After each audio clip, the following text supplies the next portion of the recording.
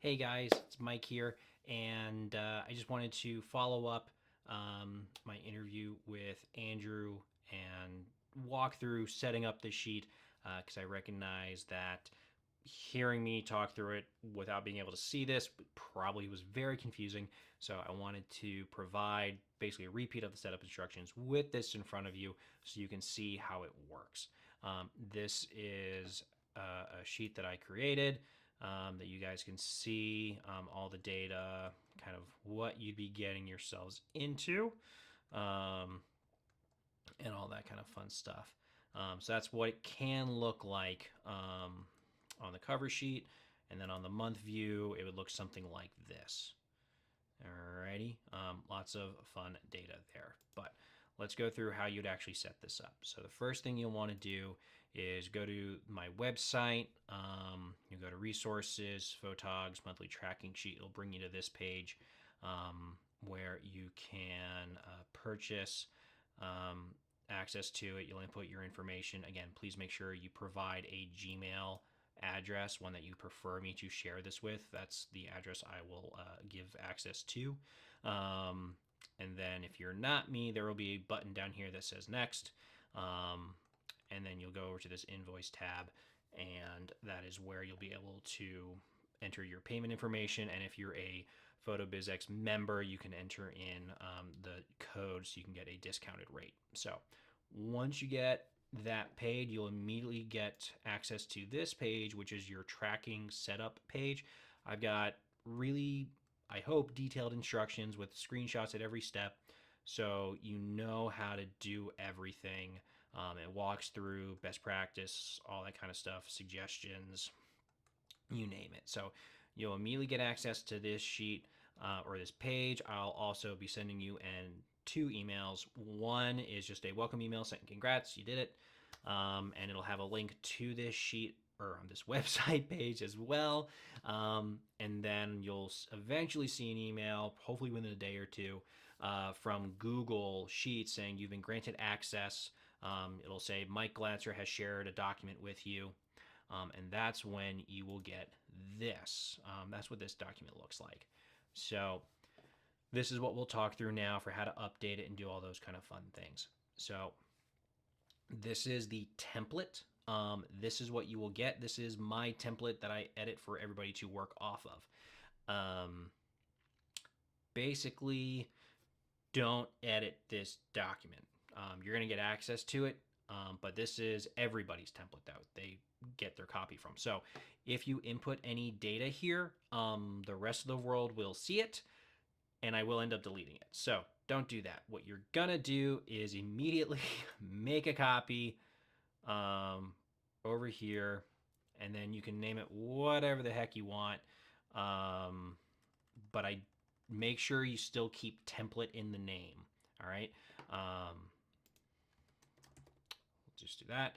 So make a copy. Magic things happen. Okay. Now this is your own personal copy. You saved it to your drive. You can do whatever you want to with it. It's yours. All right. And what you'll do is basically enter in these two sections right here. You've got your type and you've got your source.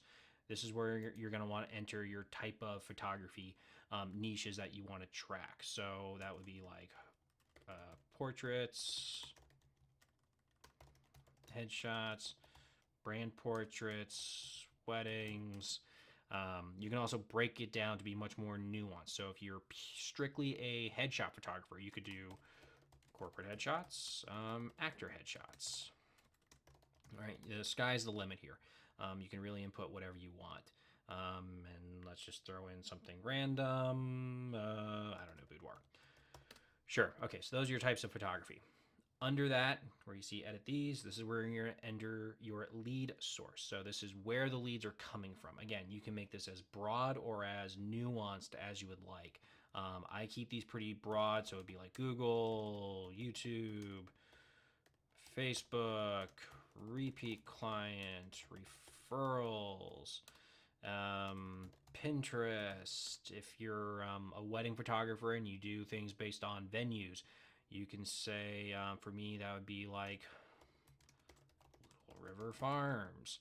If you ran a Facebook ad, you could type in Facebook ad. It's, again, you can do all kinds of funky stuff here. So you have that, and now this is built into your template. So that's all you have to edit on your template sheet. Now, what I would do next is make yet another copy.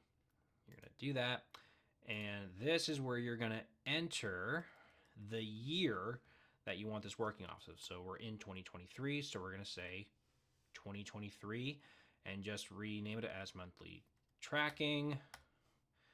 You can get rid of the rest. Again, you can name this whatever you want. So you make that copy. Cool. The reason why I highly recommend you do this is so that you've got a sheet dedicated to every year of data. And you have your template sheet, so you can just very easily make a copy off of that, and you have a clean sheet, versus if you make a copy off of something that's already been populated, you're going to have to go into every single month and then delete out that data, which can get a little tedious and annoying, and I'm a little lazy. So make your tracking template, then make a copy off of that, and that's the one you modify. So as you can see in the top here, it's got our name for the year. I'm going to update the bottom left tab here, 2023. All right, and again, your types and your sources are already in there, all set. Now, I've made it so that you can only edit the field that you should edit, which means you can't add any data to these fields, right? They should not allow you to do anything like that. The reason why you're seeing the code here is because it's me. If I went to my other Gmail account, I wouldn't have access. So point being, I've tried to make it so you can only input data on the fields that you should be able to edit, so that you can't accidentally mess with the code, the Excel logic formulas, anything like that.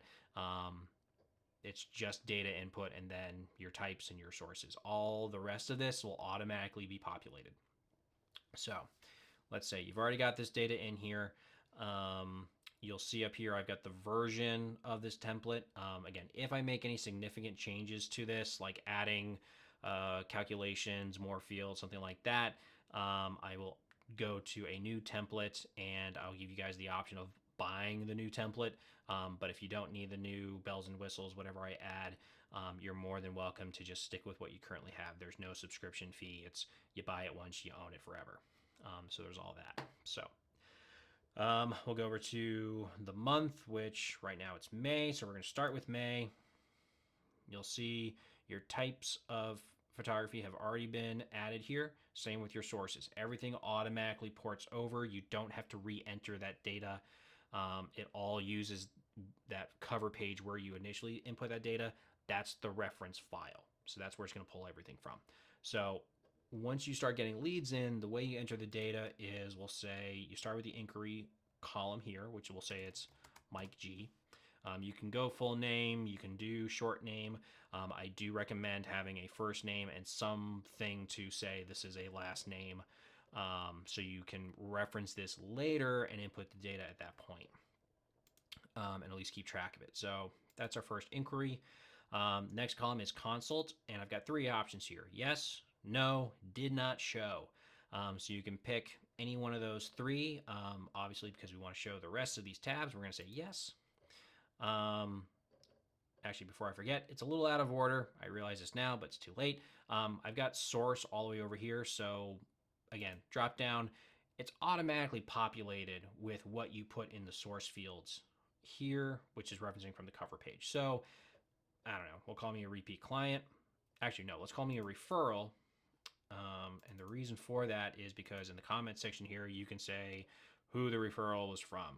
So we'll say Andrew at PBX, right? Now we'll go back over here. So consult happened. We're going to say yes, booked. So that means sign the contract, pay the deposit, however you do your thing, whatever delineates a booked client, select yes or no. You can select the type. And again, this automatically populates based on what this is pulling from, which is again what you input on the cover page. So let's say I'm a actor headshot client. Cool, done. That's input there. And you'll start seeing that this fills in data. So like referral count is how many leads you have, and then booked, obviously how many booked. I've also got conversion percentages. So how many went inquired and then booked a consultation, how many had the consultation and then booked, and then finally how many inquired and then from any inquiries, how many booked, just flat out. You'll also see here, I've got a count for how many leads you got for actor headshots. And then you'll see eventually this data for session fee, sales, and cost of goods will populate as well. So let's say my session fee was $250. I sold a handful of headshots and I charged like $100 per. So let's say I made 300 in sales. My cost of goods was a hair and makeup artist, which was $150. My net for that session was $400. Automatically calculates that. And you'll see the data is already up here, right? So it puts that in. If you're an IPS based photographer, this will make a lot of sense. If you're a a shoot and burn type photographer, I would recommend putting your shoot and burn fee as your session fee, and then any sales you make after that, just put it in the sales side. Treat that the same way. So let's add a couple of different columns so you can kind of see how this breaks out. We'll say Jane D, say yes, but she didn't book. She was a portrait client, came from Google. We'll say Joe A did not have a consult, so booked, no. We'll say it was wedding, say Pinterest. And you'll start seeing, here, you had the count. We had someone come in from Google, but they didn't book, so we don't get that data. And the net and average net should only populate if you get a booked client. And you'll see here in type, in count, we should be getting these adding.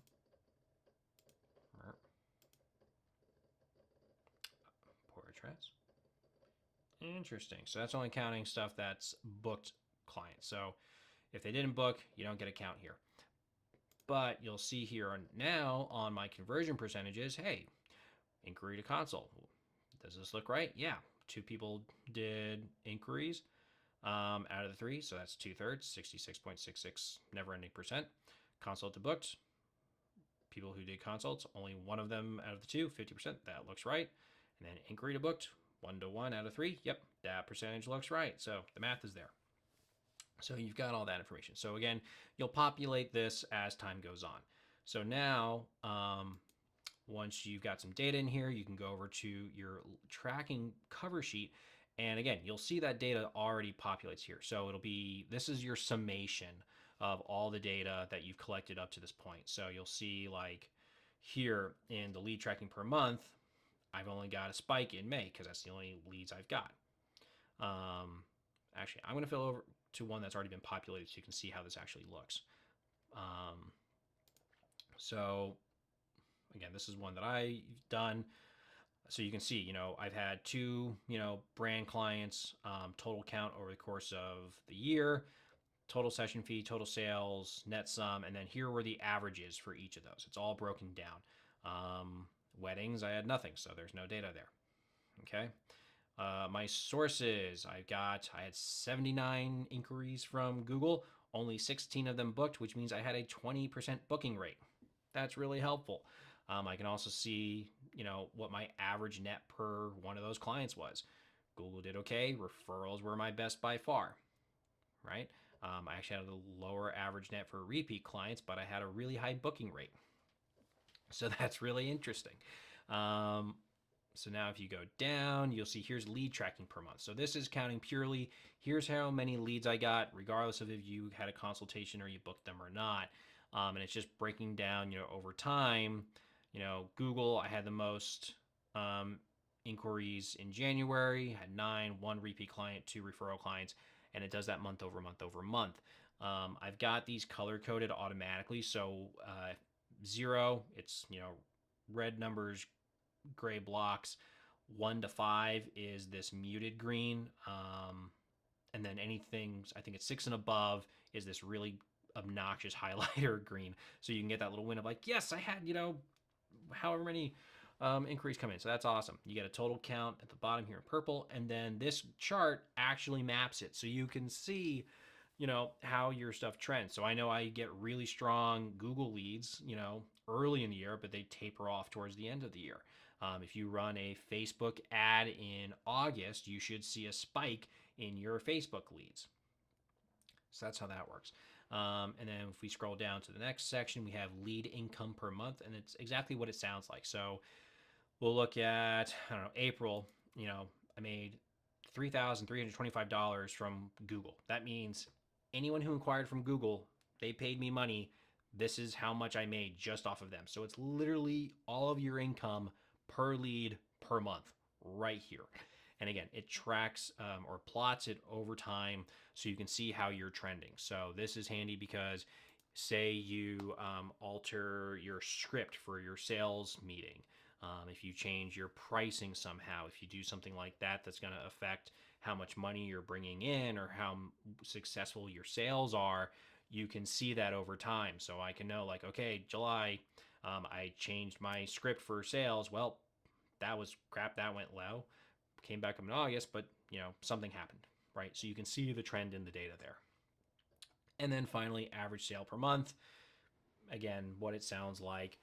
It's just instead of it being how much you total made per lead, it's for IPS photographers. This is going to be more powerful because it's separate from the session fee. So okay, book the client and how many no sales did I have, or how much did I make on average per client. So again, this will be helpful if you change like your script for your sales session or something like that, or your product offerings. As you can tell, sales were not my best at the end of that year, but this is great because I'm learning. And I'm seeing where to put in effort, where to make changes, all those kind of things. And again, you can look at your leads and your conversion percentages over average over the course of the year, which is really helpful. The other field that is really I find really helpful and really important, I put this last updated field here. Exactly what it sounds like. You say, hey, this is the last time I messed with this sheet. So if you've got a lot going on, you're a little scatterbrained, you don't know when you input data last, you've got this little reminder right here. So you can just manually type that in. When's the last time you modified it? So if you had a sales session, yesterday, but the date here is from 2 weeks ago, okay, you got to enter in the data.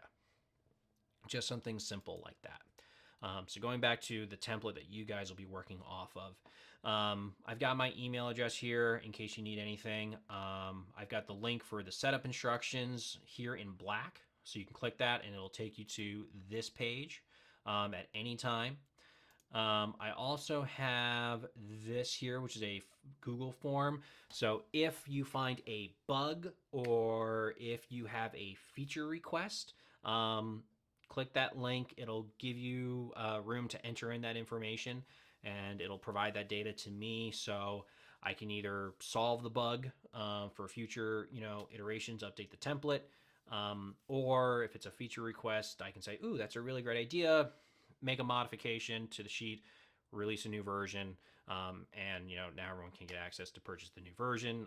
If you're someone who submitted that feature request and I implement it, I may give it to you for free. We'll see. One thing to note in here is that if you attempt to mess with the Excel code logic, and you're able to do that, if I find out that you messed with the code, I'm not fixing it for you. Go back to your original template that you saved, make a fresh copy, put your data back in. Just, not going to work on that because please don't do it. Please don't mess with the logic. Do so at your own peril. I'll leave it at that. But yeah, so that's how the sheet works. That's how it works.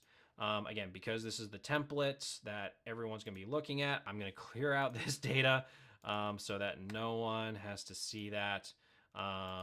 Actually, no, this is my personal copy, so I could have left it, but I'm not going to. But yeah, so that should be how it all works. I hope you find this helpful. I hope you find it worthwhile and that it helps your business. Again, if you have any questions, please email me. I prefer if you go through the form versus email me directly, but I'll respond one way or another. All right. Cheers and good luck.